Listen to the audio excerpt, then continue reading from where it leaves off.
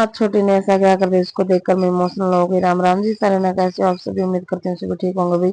सुबह सुबह उठ गए थे, उठते हुए दिमाग की हरकत देख लो, आजकल तो इसकी शरारतें बढ़ती जा रही है, जैसे जैसे बड़ा हो रहा है अभी आजकल तो हमें इसके आसपास ही रहना पड़ता है। अभी देख लो खाट के जो मैं बिल्कुल कानी पे लूटा, इसको गिरने से बिल्कुल डर नहीं लगता। छोटी चली गई थी खेत में पानी डालने, और मुझे बोल के गई थी दीदी आप तो ये ना लेना, और मुझे आपको जिम लेके चलना, और मैंने भी यस कर दी थी। मुझे बिल्कुल भी अंदाजा नहीं था मुझे क्यों लेके जा रही है।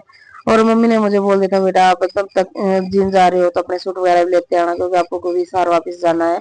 और भाई मम्मी ने मेरे लिए यहाँ पे कड़ी बना दी, क्योंकि रात को ही मैंने बोला था मम्मी कड़ी खानी, तो मम्मी तो उसमें माँ तो माँ होती है, मम्मी मेरे लिए यहाँ पे कड़ी बना के सुबह सुबह बना तड़का लगा दिया था। मम्मी ने बोला बेटा आप चूल्हे पे रखा, क्योंकि मम्मी से भी पैरों से ऊपर नहीं चढ़ा जाता बिल्कुल भी।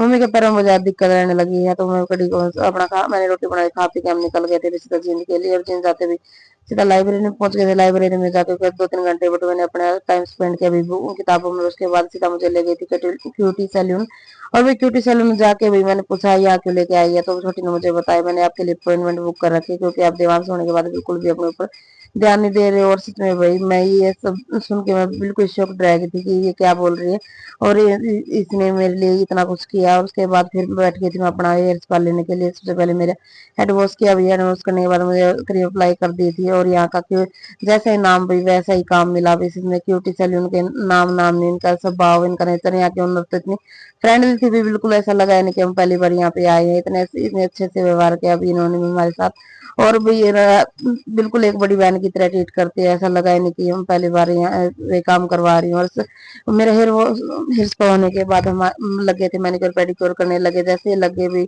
मुझे, मैं छोटी की तरफ देख के भी इमोशनल हो गई, मेरे आंख में पानी आ गया। मैं ये सोच रही थी ये कितनी बड़ी हो गई है, कितना सोचने लग गई है।